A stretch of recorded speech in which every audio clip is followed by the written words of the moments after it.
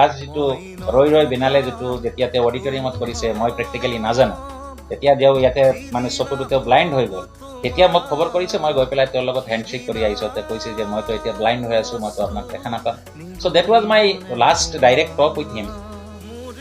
আৰু এটা ইণ্টাৰেষ্টিং বস্তু তেওঁ হ'ল যে তেওঁ মানুহক হেল্প কৰে, আপোনালোকে চবেই জানে, যিটো তেতিয়া কোনোদিন পাব্লিচিটি নহয়। কেতিয়াবা মোক মেছেজ পঠায়।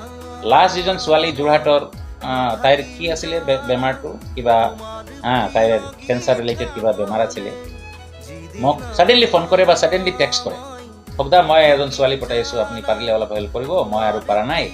তো সেই ছোৱালীটোৰ মই যিটো জানো যে 50 লাখৰ ওপৰত এক্সপেণ্ডিচাৰ হৈছে। আমি আমাৰ ষ্টুডেণ্টৰ পৰা আমি 1.5 লাখ কালেকশ্যন কৰিছোঁ, অডিটৰিয়ামত ষ্টুডেণ্টক মাতি পেলাই তাই নাম্বাৰটো দিছোঁ, চবে পেটিএমত পৰা পে'মেণ্ট কৰিছে।